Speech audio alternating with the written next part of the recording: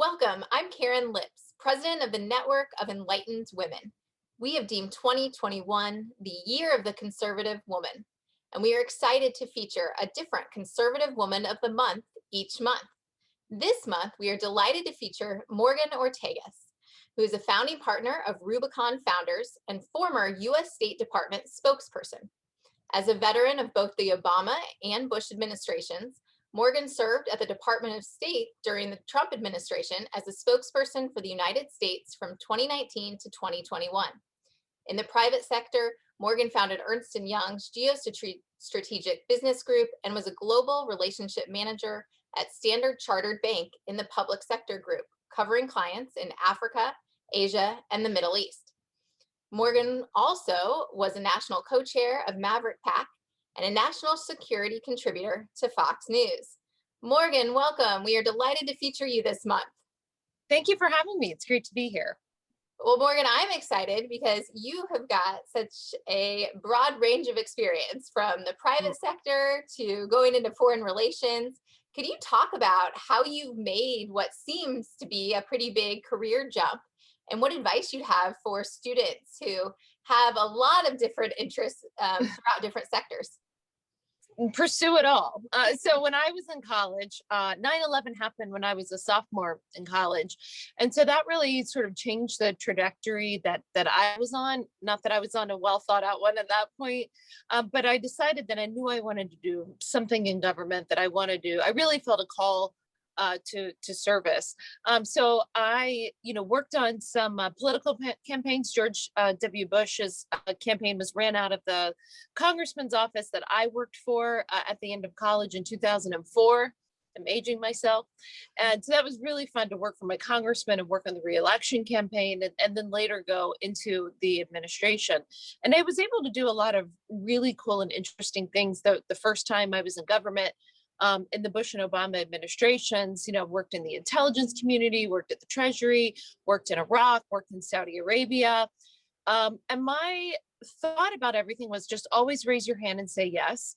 I really took a lot of time in my 20s to go overseas, to do interesting things and to get education, to get both of my master's degrees. So I encourage everybody to think, if you want, I got an MBA, but if you want, master's degrees, if you want PhD, law degree, whatever you want, 20s are a good time to get it.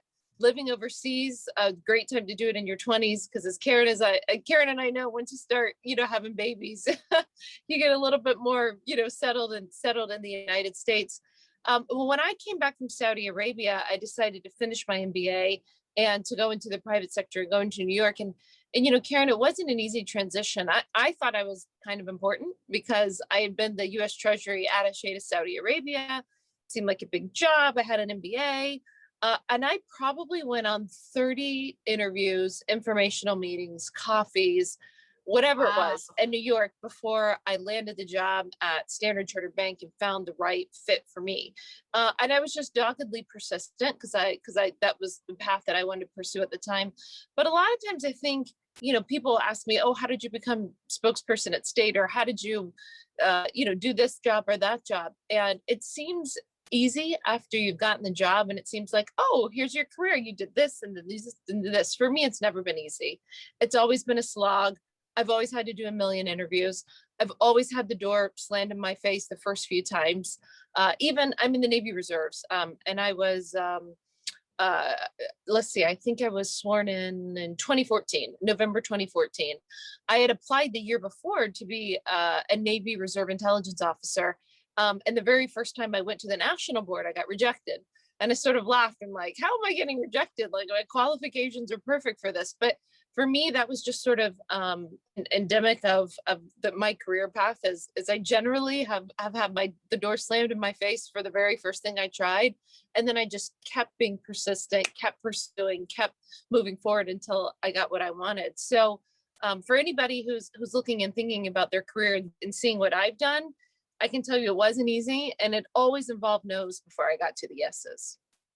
That's such a valuable lesson about the persistence, Morgan. And I think a lot of that is that inner confidence. Could you talk about how you have that inner confidence and how you deal with that rejection. Because I think rejection is such a part of so many people's stories and ultimate Yeah. career successes, but it can be really hard at the time. It is really hard, and I think when you are first rejected, it's from whatever you're trying to do. It's okay to have a pity party and to feel bad for yourself, but then you just have to dust yourself up and keep going and say, I'm going to get to this goal no matter what, right? And it's, I think for me, probably many of your students may be in the same position. My twin sister and I were the first generation in our family to go to college. My parents didn't go to college. My grandparents certainly didn't go to college. My dad was the first generation to graduate from high school. His father fought in World War II and had a fourth grade education. I have no clue how much schooling my grandmother received. So as the first generation of my family go to college, that meant that I was paying for it, through scholarships and student loans. And so I think that every time I've been rejected, I've always knew in the background that there wasn't a backup plan, right? There wasn't a pile of like money to save me. I had incredibly kind, loving parents, but there's no trust fund. And so I just sort of said, I'm going to make this work because I have to. The other option is that I move back home and waitress at the Applebee's that I waitressed at in high school. And there's nothing wrong with that. It was great. I did it in high school and beginning of college, and learned a lot of life lessons from being, a waitress. But for me, it was just sort of like, if I don't pick myself up, if I don't dust myself off, if I don't pursue this, then there's no backup plan. There's no other option. And I would also say that I've approached every job with the attitude of, I may not be the best looking, I may not have the best resume, I may not have the best qualifications. I mean, I think mine are pretty good at this point, but I've always sort of said, I may not be number one in every category that you're looking for, but I'll always outwork you. I'll always hustle. I'll always be doggedly persistent. And I think, now as I've sort of grown up, in my career and been able to have really cool jobs like State Department spokesperson for Mike Pompeo, that happened because I always chose, I feel like there's these pivots, points in the road, and you can choose, am I going to, go party with my friends on, on the weekend, or am I going to pursue a master's degree, at night, right? Like I went years eating Pop-Tarts at night in between classes, getting up in the next morning, working all day, and I just made consistent choices along the way. And trust me, I've had fun. I've been able to do a lot of great things with friends, but I always made choices that, if I could spend time doing something leisure, something fun, or if I can spend time doing something that was going to either advance my graduate degrees or advance my job or career, or whatever it was, I was always going to prioritize being able to get ahead. Well, your positive can-do attitude is inspiring, Morgan. I think that's a great skill that you've developed as a way of looking at things and looking at your decisions that you make throughout your career. Could you talk a little bit more about some other skills that you feel like you've developed, both in the private sector and in public service, and how those have translated across sectors? Oh, that's a really good question. I think you always have to take the opportunity to learn. There's very different ways of looking at the world in the private sector and the public sector. The private sector, it is very much the bottom line, and a way of thinking that I think is important, to learn. Like, for example, I was working on a potential deal the other day, and I think I was thinking about it from a very government perspective. And the guy that I was working with, who's been in finance for a long time, really genius guy, he was like, well, Morgan, here's the deal, right? What's the bottom line? Are we making money on this or not? And obviously there's a lot of other factors that, that go into it. But I think sometimes it's refreshing to have that private sector, like, what's the bottom line? Am I making money for my investors? Am I making money for myself? It's good to have that mindset. I don't think you should have it exclusively.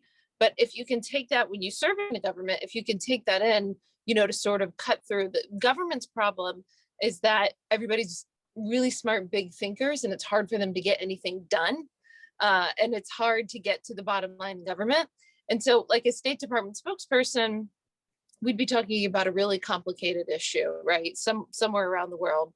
And I had to keep training the people who worked for me at State. I'd always say, what's the bottom line of this issue, right? What are we trying to communicate? to the American people? What are we trying to communicate to this country?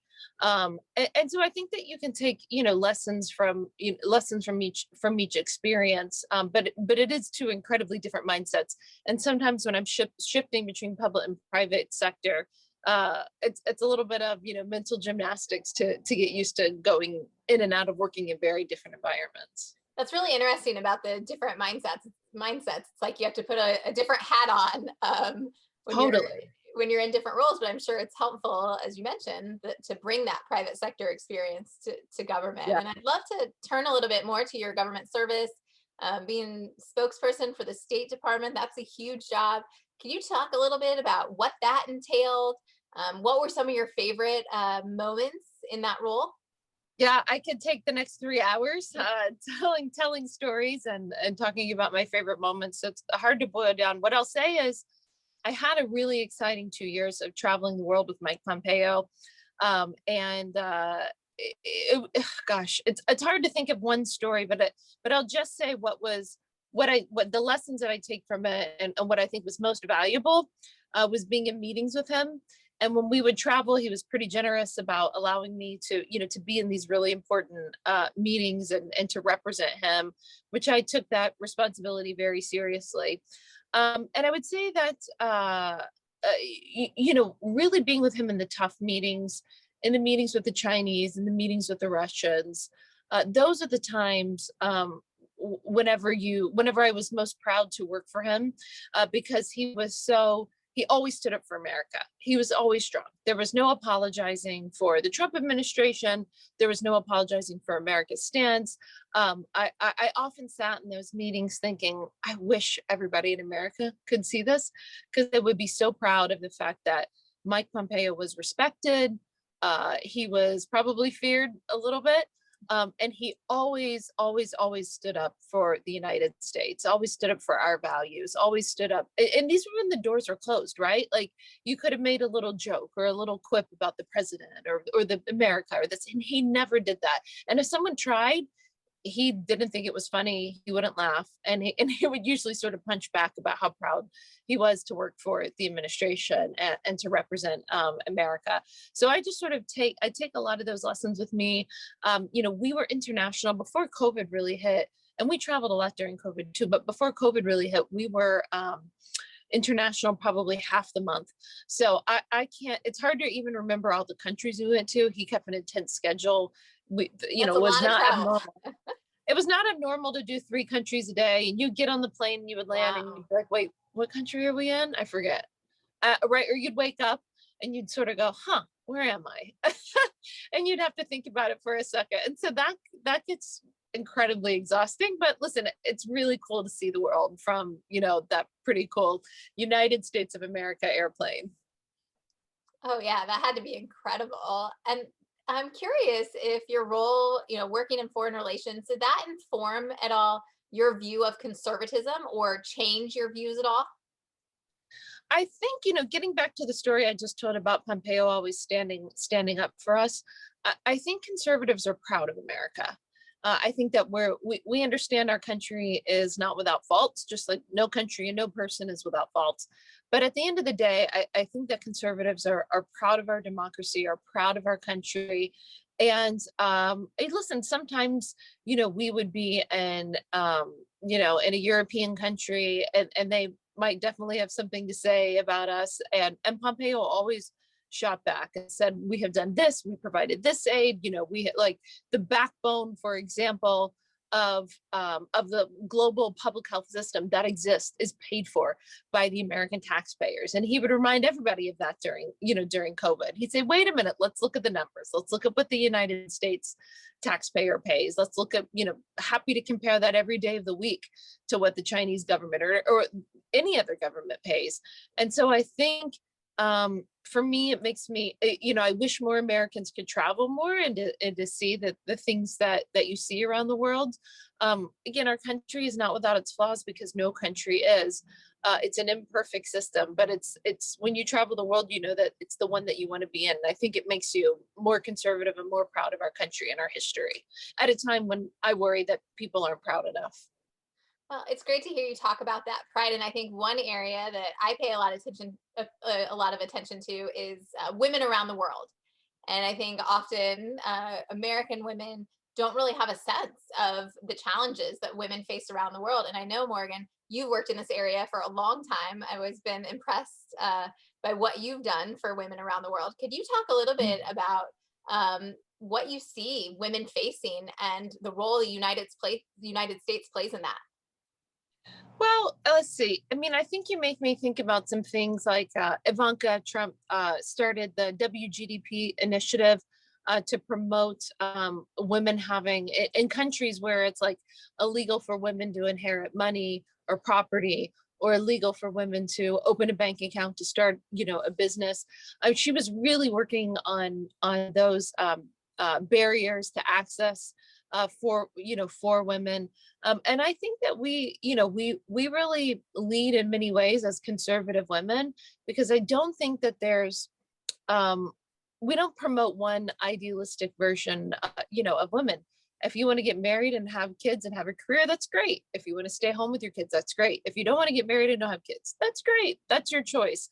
And it's sort of respecting women's ability to have it all if they want to have it, or their ability to opt out and say, no, I don't want to have children. And I think that when you look at a lot of the women, leaders, in Europe, um, a lot of them don't necessarily aren't married or don't have kids. And for me, it's always important as conservative women to show that, like, listen, life comes in peaks and valleys. And I'm in a moment in my life where I have a little baby who's 7 months, so I'm not going to be traveling the world right now with Mike Pompeo, but that's okay because I did it for the last 2 years. So I'm going to work but take some time with the baby, and then at some point there'll be something interesting like State Department spokesperson that will come up again, and I'll go do that. But it's not sort of this steady being revved up at 100 miles per hour. I think it's okay to show the world as conservative women that we can take time for our careers, and we can also take time for our babies, and that it evens out, and you can still be successful and do all of those things. Well, that's a powerful way to frame it. I think you're a powerful example of that. So it's great to hear you talk about that, because I think it often feels, I think especially for younger women, like you're making a decision and that's like your decision for life, right? And that you're Yeah. on one path. When I think those of us with kids, you realize like Yeah. you can sometimes move around and change things based on your priorities. Totally. I mean, I didn't have a baby till I was 38. So, I waited until I, was later, but I still was able, thankfully, to make the choice and do that. And I think that's the one thing that I would say in college that I worried about. I knew I wanted to be successful and have a career, and I worried about how I was going to do it all, because I thought it was a binary choice for a long time, to either have a career or have kids. And I think it's, this day and age, it's a little, um, maybe it's a little not feminist or not PC to say this, but I really do believe that choosing your partner, choosing, who you're going to marry and be with is a big part of your success. I freely admit that I wouldn't have done, I've been with my husband for 13, 14 years. We've been married about 8 of those years. And I freely admit that I would not be able to do everything I've done in life without him. Whenever I was living in Saudi Arabia, or whenever I was traveling with Pompeo, he was keeping everything alive and on the home front, right? Like he was paying the bills. And now whenever I need to travel for work, I have a great husband who can take care of the baby and can handle things whenever I'm gone. And everything's a partnership. We do it together. The Morgan that you see on Fox News, or you see at the State Department briefing podium exists because I married a really awesome guy who was like totally supportive and is like 100% a full partner and dad, and totally involved just as much, sometimes I think more than me in the baby's life. And so I just would encourage the college students that and maybe you guys don't have this problem, but I know I had the problem for a long time, feeling like it was a binary choice to be successor, to have a family. And everything is hard, right? There's always trade-offs, but I just want to comfort the young women that are thinking about it. And I say, you can have it all. You might not have it all at the same time, right? Like I said, there might be times in your career where you're high, and then there's times, whenever you decide to chill out and be with your kids a little bit more. But it's not a binary choice between, having a family and having a career. And so it's important for me to share that, because for me, for a long time, I thought it was, and I was scared of it. And now, it all works out.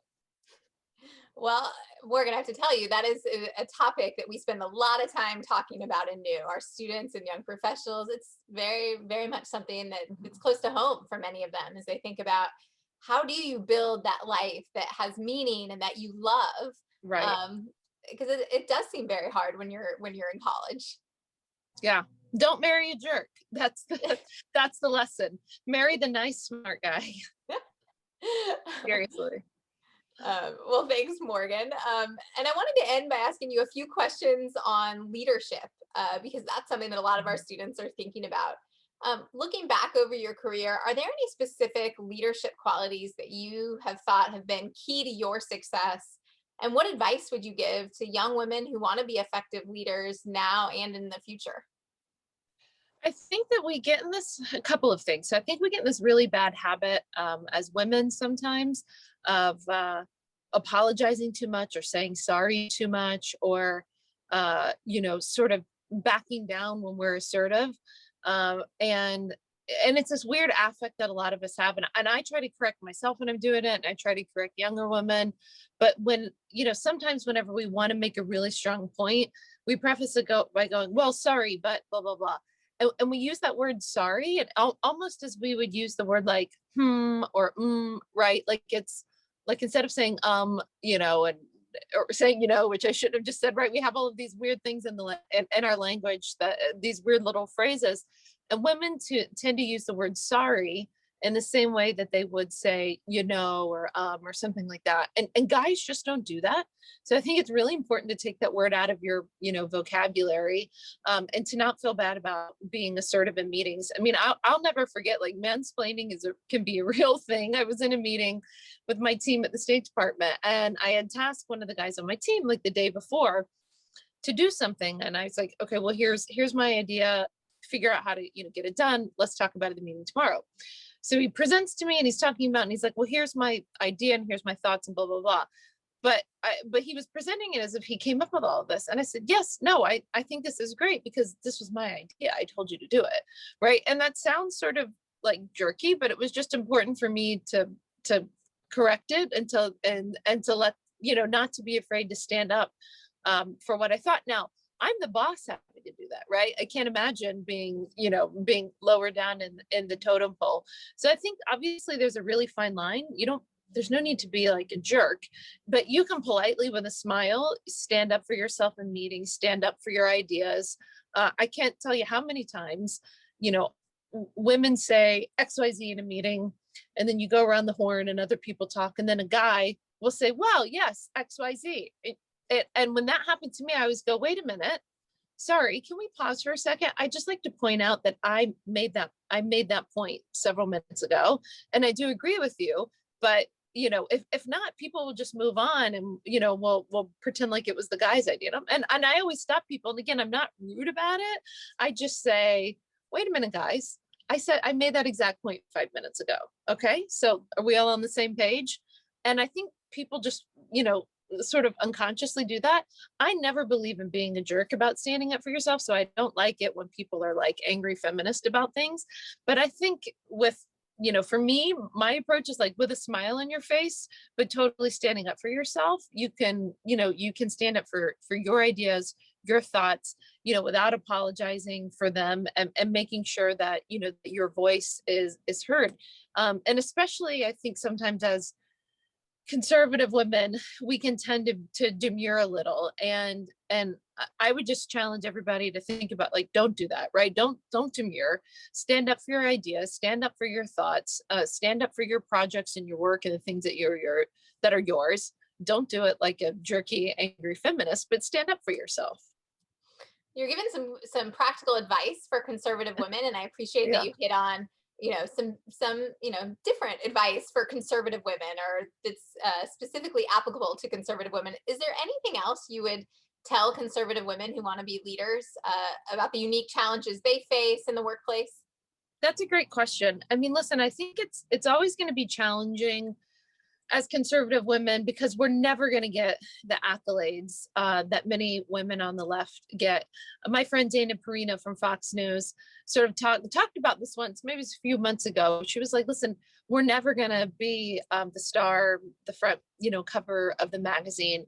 We're never going to be heralded for, for being able, whatever our accomplishments are. We just don't get the same, praise from the media, from women's magazines. You don't get all of that whenever you're a conservative, and you just sort of have to accept that. And I think it's good for us to highlight each other. So it's fantastic, Karen, that you're doing this, because if you weren't highlighting conservative women, I don't know who else would, right? Like you're just not going to get the 40 under 40 or the 50 over 50, or any of these things that women on the left get. And that's okay, right? Like I don't do what I do for the accolades anyway. But so, you just have to learn to sort of accept that and put your head down. But that's why I think it's important to talk about things, for me, like to talk about why it's so important on your career to choose the right partner, why it's okay to be able to have babies and still have a career, because I think that conservative women, we think about those choices, we worry about those choices. And in society, it's sort of this like, rah, rah, yay, girl, you can have it all. And you can, but it's going to be hard. There's going to be, times that you're going to rev up your career and you're going to go 0 to 60. And then there's going to be times that you just want to chill out and be at home with your baby. And that's okay. Your career is not going to suffer just because you decided to take a little bit more, more time for those things. And I think that discussion isn't had right at the national level right now, because it's just such like intense girl power. And somehow it's seen as a weakness, I think, to need a husband or to want children. And by the way, I'm totally cool with people who might make those choices, for themselves, that, maybe they don't want a husband and kids. That's okay too. There's definitely not, one path or one way to do things. But for me, I just think it's so important, Karen, that you're doing this and that you're doing it each month and highlighting conservative women, because like I said, we're never going to get that, from the mainstream media. They're always going to look at us with a little bit of skepticism. And, for me, it's like, that's okay, because I know that there's plenty of other women like you and all of the students around the country that you support. And so I just hope that they know that they have someone that's, a big believer in them, and a big believer that they can make it as well. Well, thank you, Morgan. That's exactly why we do this program, is we think there's incredible conservative women out there like yourself who aren't getting the attention from the mainstream magazines and mainstream media. It's important that we show you off, and give our students the chance to see you as a powerful woman leader, as well as those that the mainstream magazines and media kind of hold up. So thank you for taking the time to do this. And I want to end on a question about preparedness. And this goes back, we did a book interview with Dana Perino about one of her new books, her one giving women on college campuses and young women advice in their careers that came out this year. And one of the keys that I took away from that was preparedness. She talked about how much reading she does before meetings, how she tries to be the most prepared person in the room. Are there any books or podcasts you would recommend to young women who are just starting off their career? So I think it's really hard to sit down and read a book in one sitting. I have a bad habit of having like 5 open and halfway getting through them. So here's how I approach it, because I consume a ton of information. I'm a big reader as well. I think you have to sort of, like, a life hack for me is Audible. And there's a really, really good Nixon biography that I just finished on Audible. It's called Nixon the Life. Just fascinating look at his childhood and so many parts of his life that don't get told, and especially as a young adult in all of his campaigns and all the things that lead up to his presidency and for me, the foreign policy decisions, which are really interesting. But I have to try, I still probably travel more than the average person, even though I'm out of the job. But if you think about it on your commutes, when you're traveling, when you're in the airplane, always have a good book on Audible, and be able to have that, going. Or it's so easy on a plane, or on a train or whatever, to on the subway, to veg out, to some trashy TV, which we all love. We all love a good Netflix binge, but Audible is my life hack for being able to get some of the books in, that I may not, be able to get in. I would also say that, I subscribe to a lot of different, listen, I care mostly about foreign policy, right? So I'm looking at the Financial Times. I'm looking at foreign policy. They have it's mostly online. They have the Foreign Affairs, which comes out as well. So I try to spend a lot of time in academic journals, but I would also take some of your favorite, depending, no matter what your policy subject is, take some time to follow on social, whether it's on social media or however you consume your news, some of your favorite authors, reporters. For example, Bridge Colby is a good friend of mine. We worked together in the Trump administration. He was over at the Pentagon, focused on Asia, and he helped write the National Defense Strategy as well. And is just brilliant on Asia and thinking about what, God forbid, a war of the future may look like, what's going to happen with Taiwan. So I try to read everything that Bridge writes. There's so much news. There's so many things coming out. So I would just encourage, like I said, my life hack is make sure you get some really good, interesting books on Audible. And then, for me, like regular books are great. They're fantastic. But I think you could also really get a lot out of some of the longer form magazines.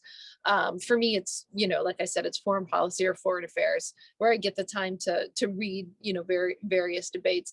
And you just have to make quiet time and, and space for that. For me right now on the weekends, if the baby's taking a nap, I'm like, all right, I'm going to take the opportunity. I'm going to take this hour to read something that I've been dying to read that I haven't had time to catch up on. Well, thank you, Morgan. I think the Audible advice is especially good advice, because it does seem like it's easier during commutes and things to just have something ready, to listen to, and you can get through a lot of books using that. Yeah, definitely. Well, thank you, Morgan, for being our Conservative Woman of the Month. We really appreciate you taking the time to talk with us, and for being a strong conservative woman leader. So thank you. Thanks so much for having me. It's great.